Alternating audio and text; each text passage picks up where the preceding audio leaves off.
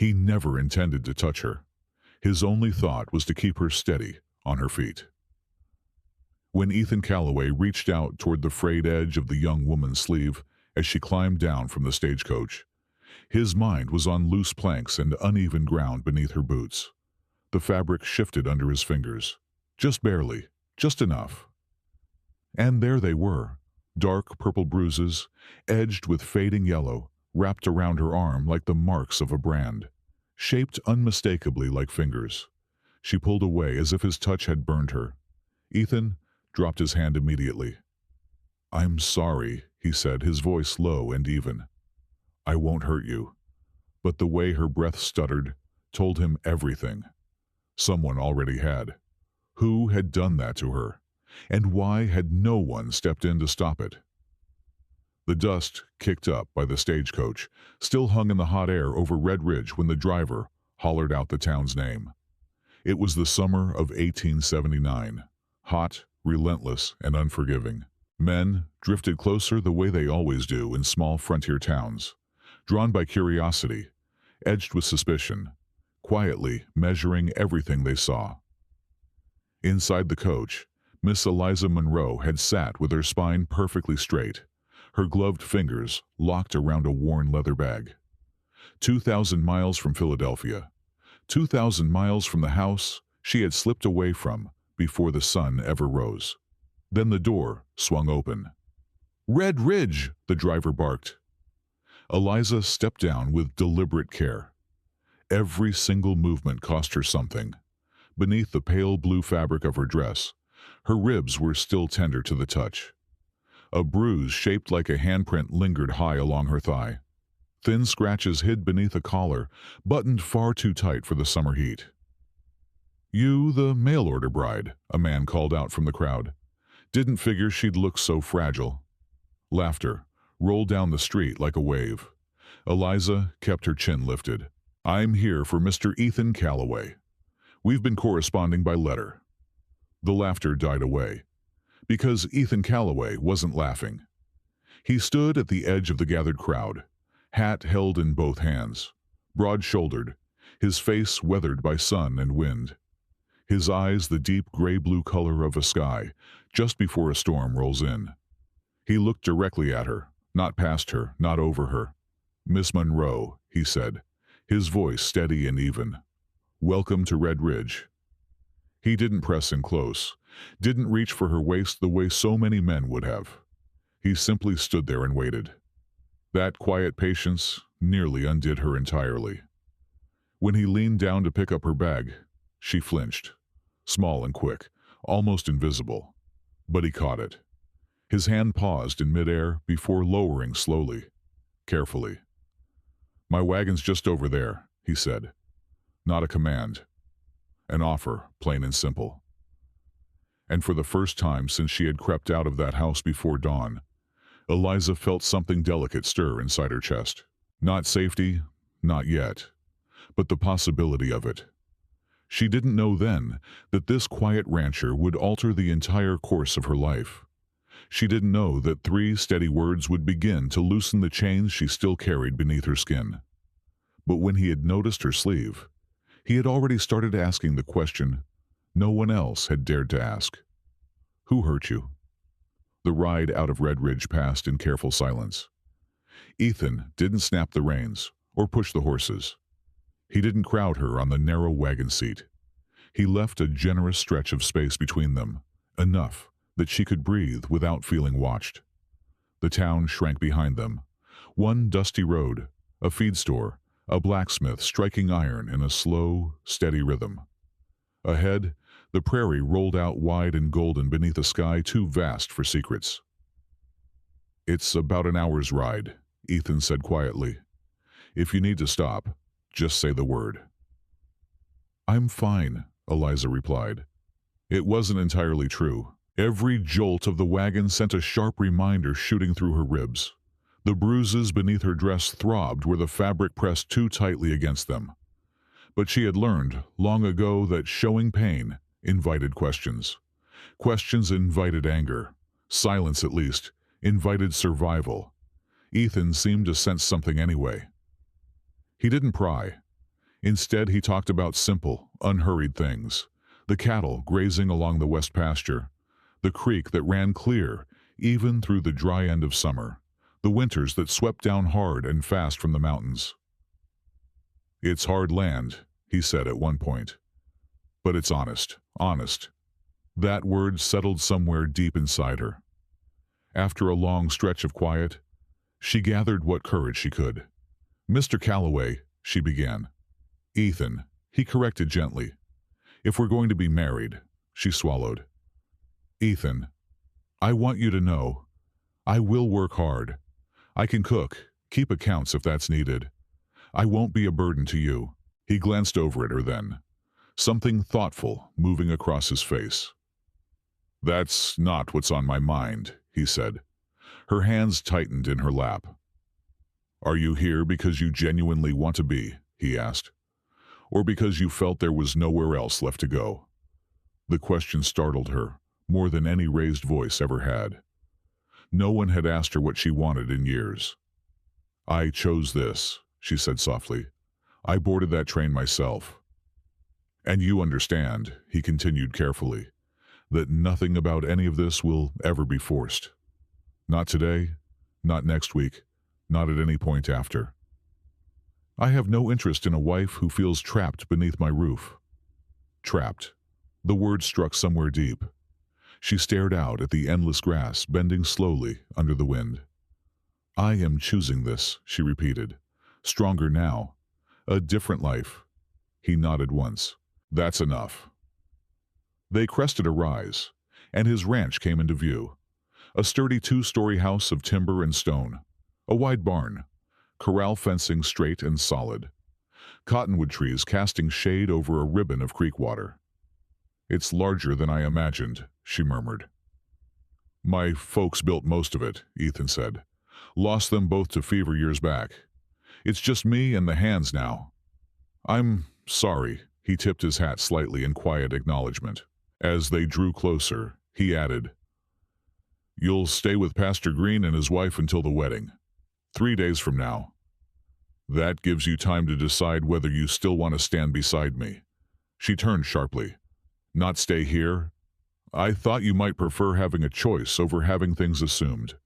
Relief swept through her so suddenly, she nearly swayed. "You would allow that? Already arranged." The wagon slowed near a small white cottage at the edge of town. A warm-faced woman stepped out onto the porch, smiling openly. "You must be Eliza. Come in, dear." Ethan handed her bag over carefully, his fingers never brushing her skin. "I'll see you tomorrow," he said. "We'll take things one step at a time." As she crossed that threshold, one single thought followed her inside. If kindness could be this steady, could she dare to trust it? Eliza slept that first night as though her body had finally been given permission to rest. Mrs. Green had drawn her a warm bath and stepped away, leaving her alone with hot water, folded towels that carried the faint scent of lavender, and silence. No footsteps hovering outside the door.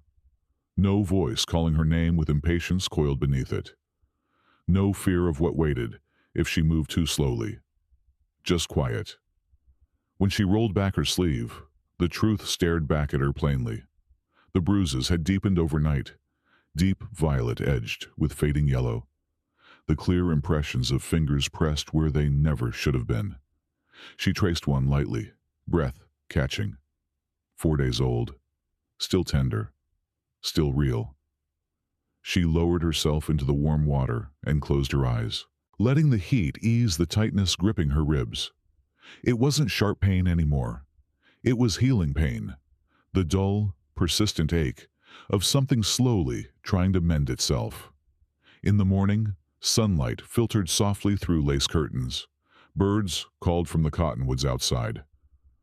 For one split second, panic surged up through her chest. Then memory followed close behind it. Red Ridge, Ethan Callaway, choice. She sat up slowly and tested her breath. The tightness had eased. The scratches along her collarbone were beginning to close. The swelling in her arm had faded slightly. Mrs. Green had left a soft green dress, folded neatly at the foot of the bed. "It will bring some color back to your face," she had said gently the night before.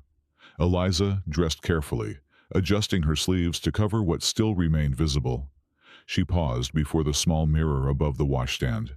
She looked thinner than she remembered, paler, but there was something in her eyes she hadn't seen in months. A small spark, not full hope, but the beginning of it. A knock sounded softly at the front door. Her heart jumped. Mrs. Green answered, and Ethan's voice drifted through from the entryway. "Morning, ma'am. I'm here to see if Miss Monroe might like to ride out and take a look at the ranch." He waited in the entry, hat in hand as always hat in hand.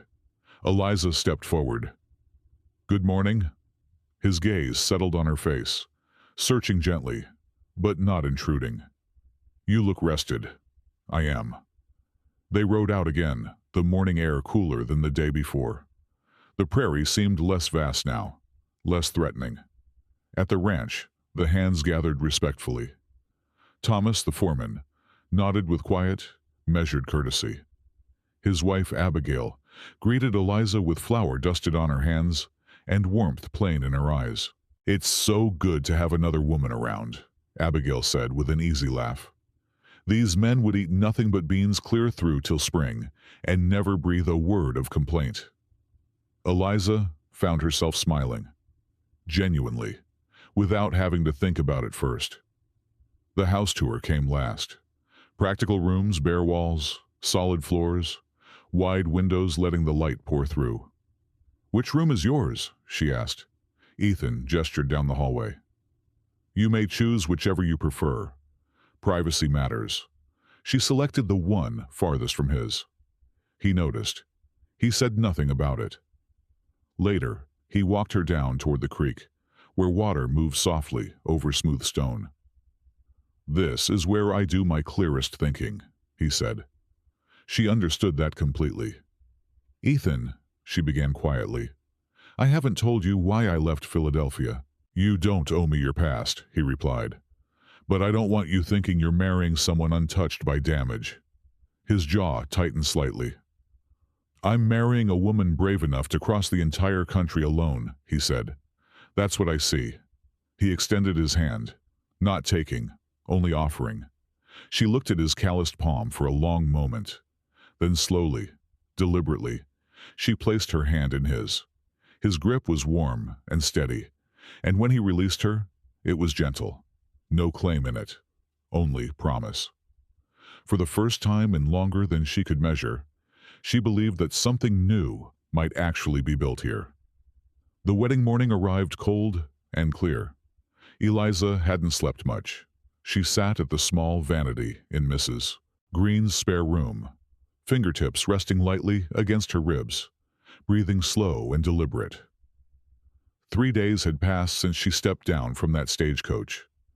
3 days of quiet meals and measured conversation, of Ethan's steady presence, always close enough to offer support, never close enough to crowd. 3 days in which to choose. Mrs. Green entered softly, carrying a cream-colored gown draped over her arms. "This was mine," she said with a gentle smile. "Worn only once. It deserves another day." The dress was simple but lovely. Fine lace traced the collar and cuffs, the sleeves long enough to conceal the last fading bruises. Eliza hesitated. "I don't want to hide," she murmured. Mrs. Green's eyes softened. "Then don't. Let the lace be beauty, not concealment." They dressed her slowly. The fabric rested lightly on her frame, a little loose at the shoulders. When she turned toward the mirror, she barely recognized the woman looking back at her. She looked fragile, but not broken. The small white church stood at the edge of town beneath a vast, open sky. Word had spread quickly, the way it always does in a place that small. Nearly all of Red Ridge had filled the pews, curiosity drawing them in more than ceremony. Ethan stood at the front in a dark suit that sat a little stiff across his broad shoulders, hat tucked beneath one arm. When Eliza stepped inside on Pastor Green's arm, something shifted across Ethan's face. Relief, as if he hadn't been entirely certain she would come. She reached him. Their hands met. His thumb brushed her knuckles in a quiet, wordless question. She nodded. "I, Ethan Callaway, take you, Eliza Monroe, to be my wife," he said clearly.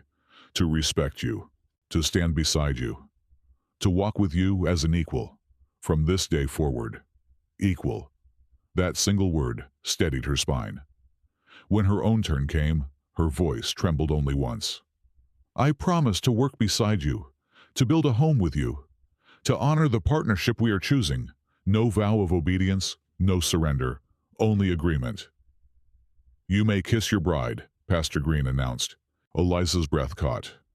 She had been bracing herself for this moment. Ethan saw the flicker in her eyes. He moved slowly, deliberately. His hands came up, warm against her cheeks. Then he leaned forward and pressed the gentlest kiss to her forehead. Not her lips, her forehead. A soft murmur moved through the congregation. Ethan stepped back, his eyes searching hers. "Is this all right?" Her smile was small, but it was real. It was more than all right. The reception was held outside the ranch house beneath hanging lanterns. Abigail had prepared more food than anyone could reasonably finish. A fiddle played light, steady tunes. Neighbors offered their congratulations warmly. When fatigue began to sway Eliza's balance, Ethan noticed at once. "You're tired," he said quietly. "A little. Then we'll go." Inside the house, the noise of the evening faded away. He handed her a glass of water. "Eliza," he said gently, "tonight and every night after, nothing happens unless you want it to." Her pulse quickened. "You're my husband," she whispered. "And that means responsibility," he answered firmly, "not ownership." He stepped back. "Your room is ready. There's a lock on the door. Use it if you want to." Men didn't say such things. Men didn't offer safety. He turned toward the stairs. "Rest," he said softly. "You're safe here." Later, alone in her new room, Eliza's fingers found the small brass lock. She stood there for a long moment. Then she turned it. Not because she was afraid of him, but because she needed to know that she could. And for the first time in her life, the choice was entirely hers. Morning light slipped through the curtains in thin gold lines. Eliza lay still for a moment, just listening. No heavy boots outside her door. No sharp knock demanding she get up. No voice thick with impatience on the other side of the wall. Only the soft, familiar clink of dishes from somewhere below. Ethan was already awake. She sat up slowly. Her ribs stretched without that breath-stealing sharp sting. The bruises had faded from deep purple to a tired, washed-out yellow. Still tender, but healing. Healing. That word felt brand new in her mouth. When she opened her bedroom door, she noticed it immediately. The lock was completely undisturbed. No sign that anyone had tested it in the night. No quiet turn of the handle in the darkness. Downstairs, Ethan stood at the stove with his sleeves rolled to the elbows, carefully turning biscuits in a cast-iron pan. Sunlight caught the dark of his hair. He glanced up. "Morning. You cooked. I can manage breakfast without burning the place down." A smile tugged at the corner of her mouth before she could stop it. They ate at the wooden table in comfortable quiet, not strained, not heavy, just steady. Afterward, Ethan wiped his hands on a cloth and hesitated. "There's something I'd like to ask you." Her shoulders tensed without meaning to, he noticed. "Are you content here?" he asked gently. "At least enough to want to stay?" The question caught her off guard. No accusation in it. No expectation. Only quiet concern. "I don't know if I remember what happiness feels like," she admitted. "But I'm not afraid in this house." He nodded once. "That's a beginning." The days that followed settled into a rhythm. Eliza learned the patterns of ranch life alongside Abigail. How to stretch flour through the hard winter months. How to properly salt and preserve meat. how to read the sky for storms, rolling down fast from the mountains. Her hands grew stronger, her cheeks filled with color. Ethan never crossed a room without making his presence known first. He knocked before entering any space she occupied. If he needed to pass behind her, he gave a quiet, easy word of warning. Small gestures, but every one of them rebuilt something fragile inside her, piece by piece. One evening, as autumn wind pressed against the windows, Ethan spoke from across the parlor. "There's a harvest social in town on Saturday. Music, dancing. We could go if you'd like." Crowded rooms, watchful eyes, whispers. The weight of judgment. The thought tightened her chest on instinct. And yet, she surprised herself. I would like that. The dance hall glowed warm beneath lantern light. Fiddles played bright, hopeful tunes. Boots scuffed across the polished floor. People looked at her, but not with cruelty, with simple curiosity. When Ethan offered his hand, she placed hers in it. He held her gently, leaving space between them, his palm warm and steady at the small of her back. "You're doing fine," he murmured when she stumbled once. "Am I?" "You are." She laughed softly. It startled them both. Later, beneath a sky thick with stars, they rode home in easy, unhurried silence. Inside the house, they settled beside the fire. "Eliza," Ethan said quietly, "if what we have right now is all you ever want, I will count this marriage a good one. I married you for partnership, not possession." Her throat tightened. "And if I want more?" she asked, in barely a whisper. His breath caught. "Then it will be because you choose it, not because I've asked." She studied his face carefully. No hunger in it, no impatience, only patience so steady it nearly undid her. "I'm not ready yet," she said. "That's all right." But as she climbed the stairs that night, something inside her had quietly shifted. She was no longer simply surviving beneath this roof. She was beginning to live. The first hard snow came earlier than anyone expected. Thick gray clouds rolled down from the mountains before noon. By evening, wind was slamming against the walls of the ranch house, and white sheets of snow had swallowed the prairie whole. Ethan had been out since sunrise, breaking ice along the creek, moving cattle toward lower ground, securing fencing before the storm could bury it. Eliza stood at the kitchen window, a shawl pulled tight around her shoulders, staring at the empty yard. He should have been home already. Every gust that rattled the shutters made her heart pound a little harder. "He knows this land," Abigail said gently, from the table where she shaped bread dough. "He'll come through." Darkness fell. Still no sign of him. By full night, Eliza's hands were trembling so badly she had to grip the edge of the counter to keep them still. Then, a shadow moving through the storm, a horse pressing hard against the wind, and Ethan. Snow crusted thick along his coat, ice clinging to his beard, his steps uneven as he crossed the yard toward the door. Eliza didn't think. She ran. "You stubborn man," she snapped the moment he stepped inside. "Sit down." He didn't argue. She pulled off his coat, his boots, his gloves. His fingers were pale and dangerously stiff. She filled a basin with warm water, not hot, and guided his hands into it. He hissed as feeling began to return. "I know," she murmured. "That's good. It means they're still yours." She wrapped blankets around his shoulders and pressed a mug of hot coffee into his hands. "You could have died out there," she said, her voice shaking now, but for a different reason.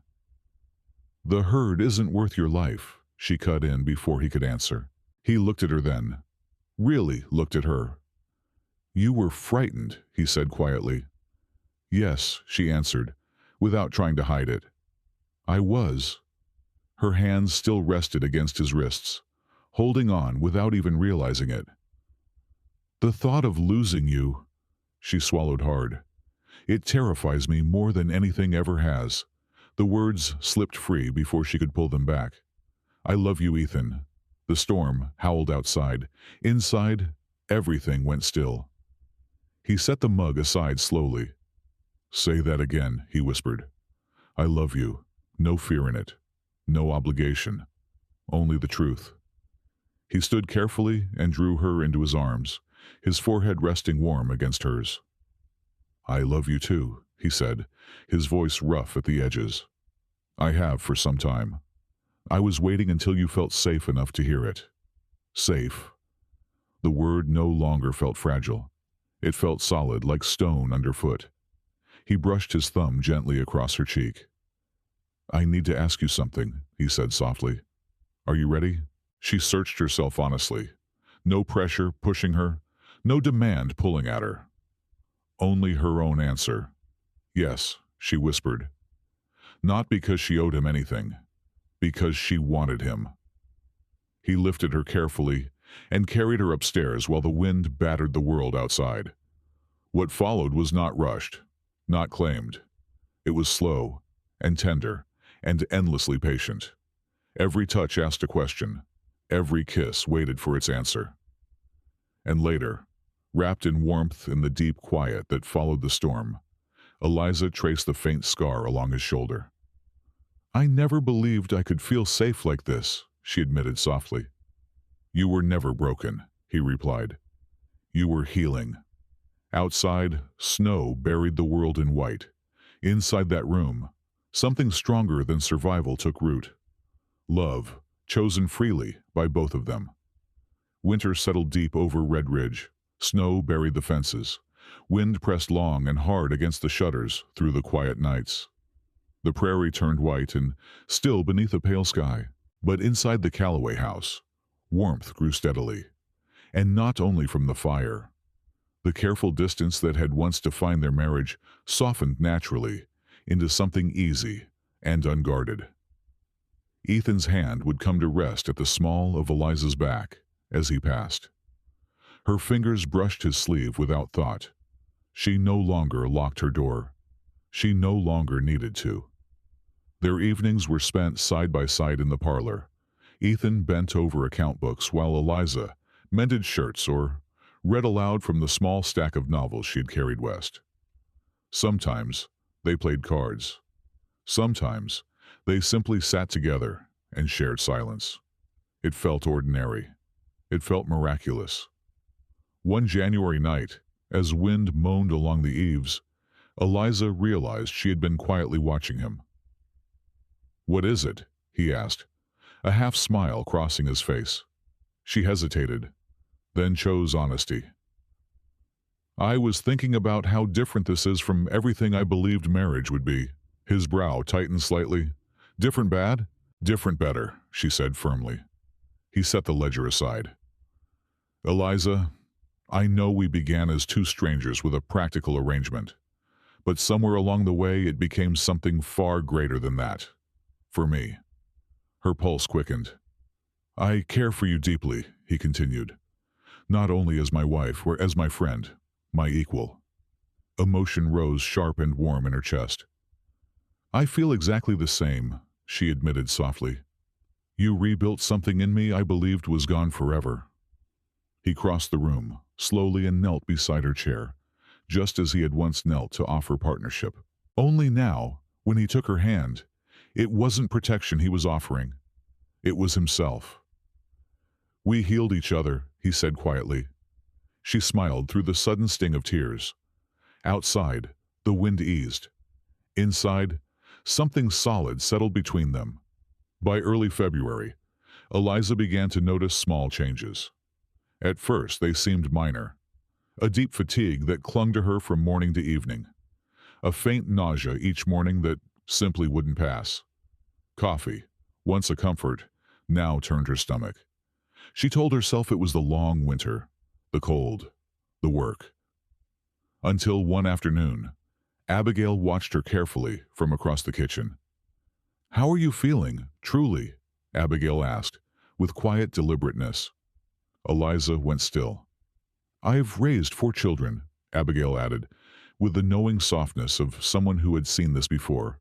"I recognize the signs." The room seemed to tilt gently around her. Eliza's hand drifted to her abdomen without thinking. That evening, as she and Ethan sat together near the fire, she reached over and guided his hand slowly, carefully, to rest against her stomach. "I think," she whispered, her voice trembling slightly. "There may be 3 of us by autumn." He froze. Then, slowly and carefully, wonder spread across his face like light moving over water. "Truly?" She nodded. His eyes shone in the firelight.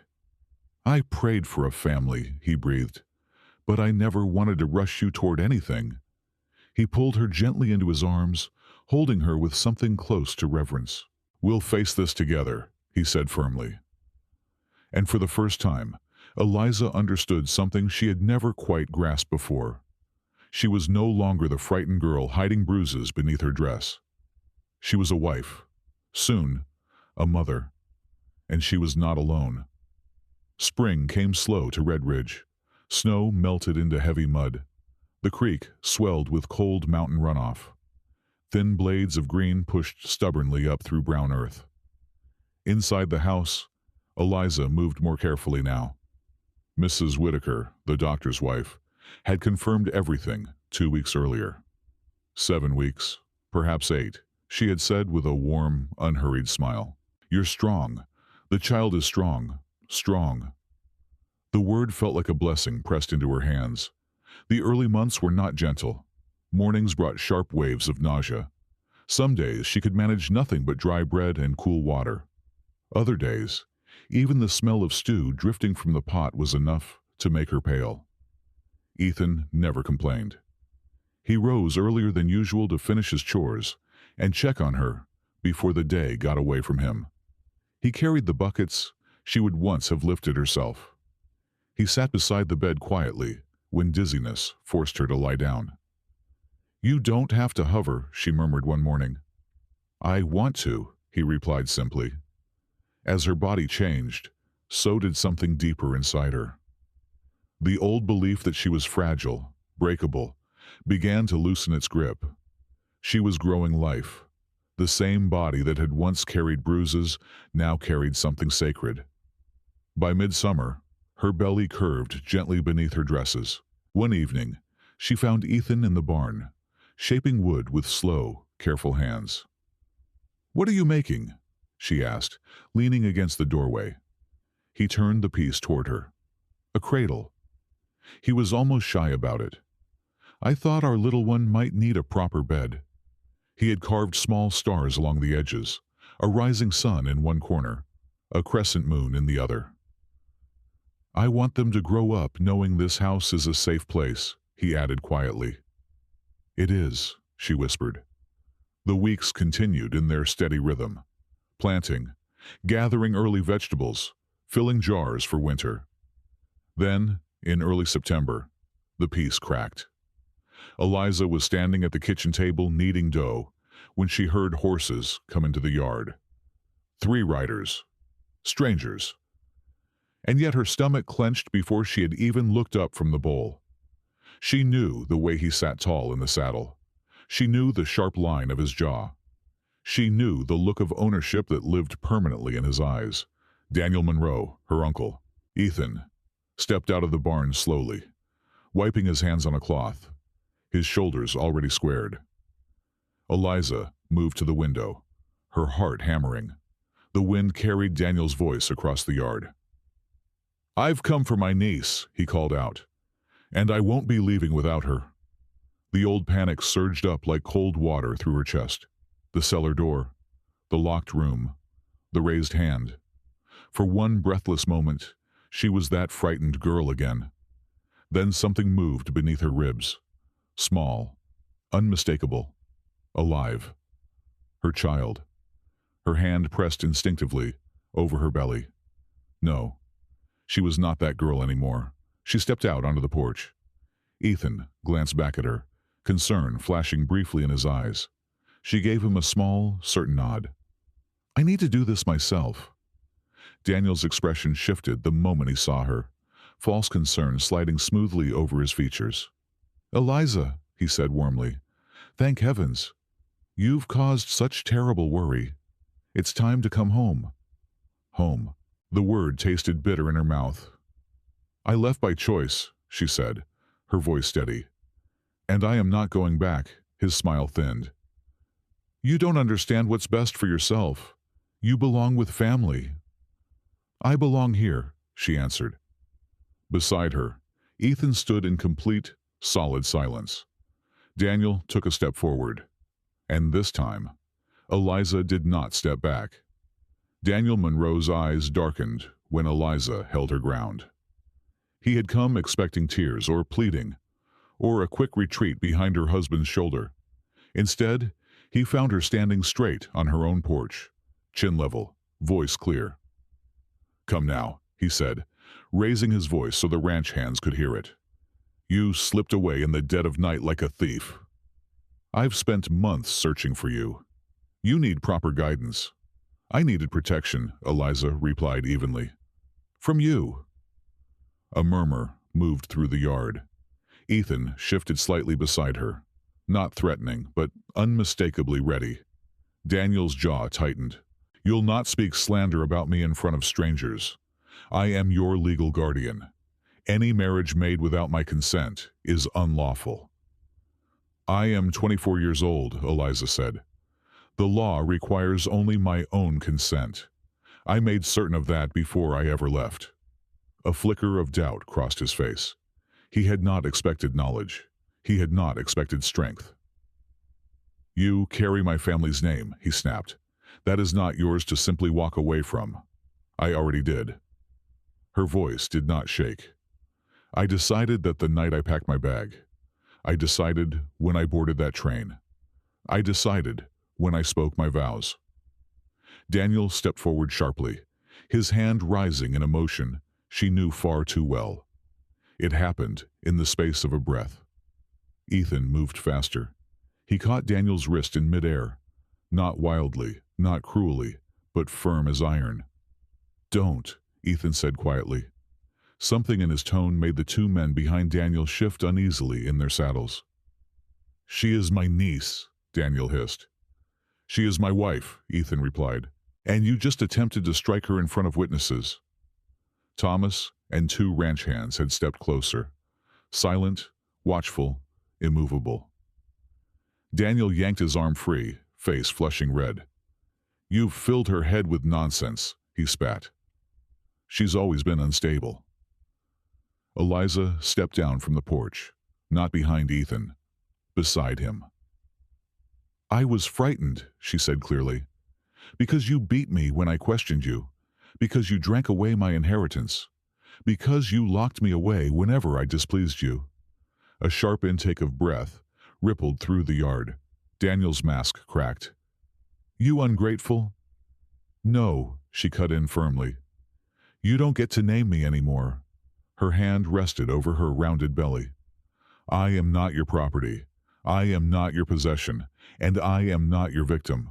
Ethan's presence at her side felt like a wall at her back, solid, unmoving.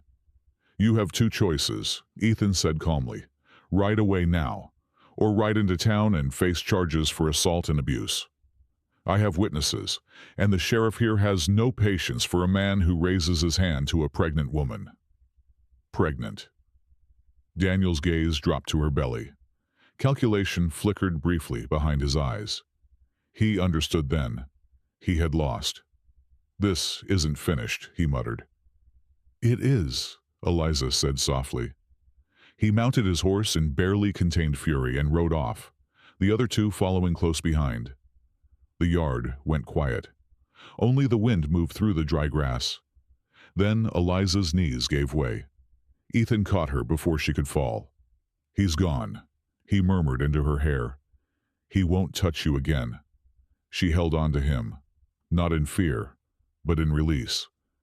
I stood up to him, she whispered. The disbelief in her own voice was real. I didn't hide. You were braver than he ever gave you credit for, Ethan said. And for the first time in her life, she believed it. That night, the house felt different, stronger, quieter in a way that settled deep into Eliza's bones. She sat on the edge of the bed, one hand resting over her belly, replaying the afternoon in her mind. Daniel's raised hand, Ethan's iron grip, her own voice, clear instead of trembling. For years, she had believed that strength meant enduring. Now she understood. Strength meant standing. Ethan stepped inside softly and closed the door behind him. "Are you all right?" She nodded slowly. "I keep thinking about what it would have been like if I were still alone." He crossed the room and knelt in front of her, taking both her hands in his. "But you are not alone," he said. "Not now. Not ever again." The certainty in his voice settled inside her like an anchor dropped into still water. "I wasn't brave before," she admitted quietly. "I stayed silent. I let him convince me I deserved it." Ethan shook his head. "You survived," he said. "That isn't weakness. That's courage waiting for safety to arrive." She drew in a slow, even breath. Safety no longer felt like a fragile thing. It felt built, solid, permanent. In the weeks that followed, Daniel did not return. Ethan rode into town and secured official papers from the county clerk, confirming their marriage beyond any possible dispute. Pastor Green signed written statements, confirming Eliza's age and freely given consent. The sheriff made it clear in no uncertain terms that Daniel Monroe was not welcome in Red Ridge. Each document felt like another lock placed firmly on the past. By late autumn, Eliza's belly rounded proudly. Ranch hands tipped their hats when they passed her in the yard. Abigail brought warm broth and practical advice. Even Thomas's rough voice softened when he asked after her health. "You're glowing," Abigail teased one afternoon. "I'm swollen," Eliza answered with a tired smile. "Both," Abigail laughed. Ethan worked long days through autumn, preparing the ranch for winter before the baby arrived. Yet no matter how late he came in, he always paused at her side and rested his hand gently against her stomach. "Evening, little one," he would murmur. "Grow strong." The first true labor pains began on a quiet December night, while snow drifted outside in steady silence. At first, she thought it was just another deep ache from carrying so much weight. Then the tightening came again, stronger and closer together. She gripped the edge of the table. "Ethan." He was beside her in a breath. "It's time." She nodded, her breath already shallow. He sent Thomas riding hard for Mrs. Whitaker, while Abigail hurried in, calm and focused and steady as the earth beneath them. Labor stretched long through the night. Pain came in waves that stole her voice. There were moments she wanted to surrender to it, to let the darkness take her strength. But Ethan never left her side. "Look at me," he would say each time fear flickered in her eyes. "You can do this." She believed him, because he had already shown her what strength looked like. Just before dawn, a sharp cry split the quiet of the house. Small, fierce, and unmistakably alive. Mrs. Whitaker placed the tiny bundle against Eliza's chest. "A girl," she said warmly. Ethan stared down at them both, tears shining openly in his eyes. "She's perfect," Eliza whispered. "You both are," he answered. They named her Lily. As pale morning light crept over the snow-covered prairie, Eliza held her daughter close and felt something profound settle into the deepest part of her heart. The bruises had faded. The fear had loosened its grip, and in their place, life, love, and a future that no one could take from her. Lily grew like wild grass after spring rain, strong, curious, and fearless in ways that made Eliza both deeply proud and breathless with it. By the time she was 3, she was trailing after Ethan across the yard on unsteady little legs, insisting she could help mend fences. By 5, she gathered eggs without cracking a single one. By 7, she was begging to learn how to rope. "You'll land flat on your backside," Ethan warned gently. "Then I'll stand back up," Lily replied, her chin lifted high. Eliza watched from the porch, one hand resting on the curve of her second pregnancy. A son came 2 winters after Lily. Samuel James Callaway, quiet and deeply observant from the very moment he entered the world.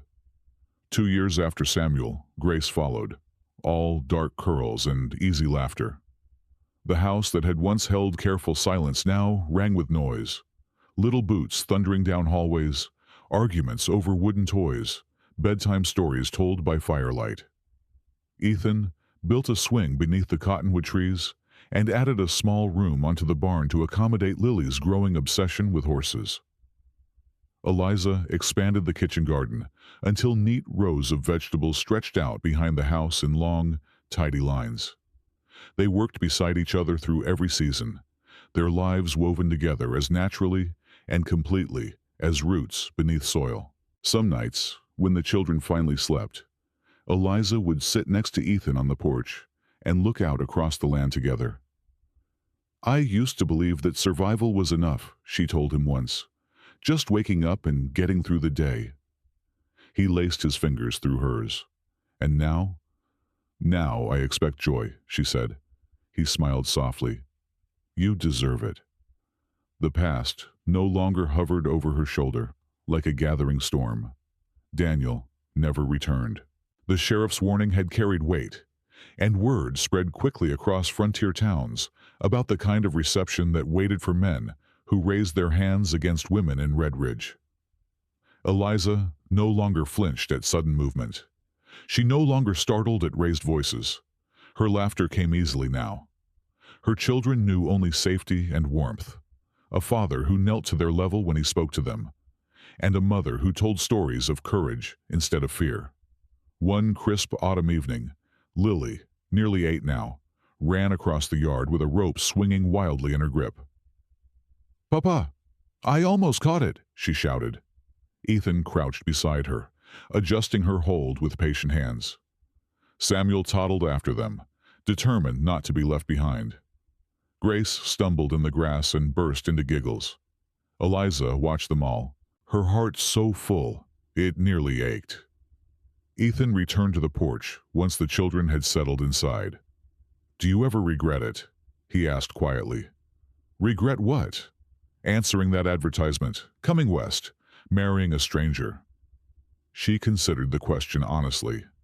She remembered the bruises beneath her sleeve, the fear sitting heavy in her chest, the uncertain step off the stagecoach.